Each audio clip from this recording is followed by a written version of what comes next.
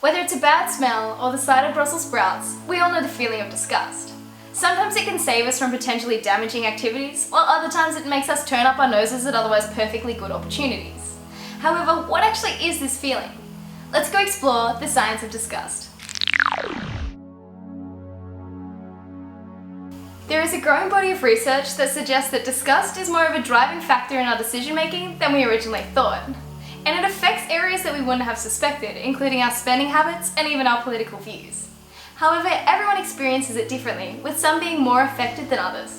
Everyone experiences disgust in one form or another, and it's often accompanied by a charming puckering of the lips or scrunching of the face.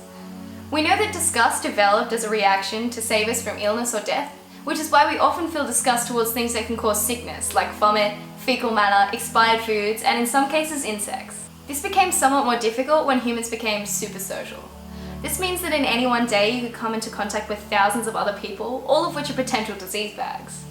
Sadly, our instincts attempts to avoid people that could give us the plague or other nasty ailments had, in some cases, become tragically misguided. In an attempt to compensate with all of the extra people we were coming into contact with, disgust extended out to a social mechanism. This meant that we also felt disgust towards people who violated what we considered to be conventional, whether justified or not. Disgust is mostly an instinct, which means we have very little control over it. It and other instinctive gut feelings were explored by Jonathan Haidt at the University of Virginia.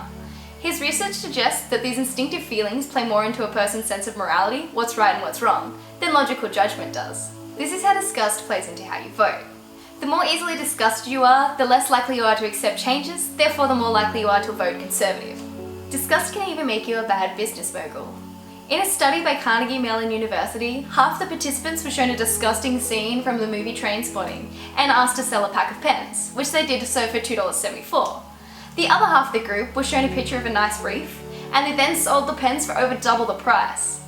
This is called the disgust disposal effect, which says that as soon as we're disgusted, we want to get rid of everything in our close proximity.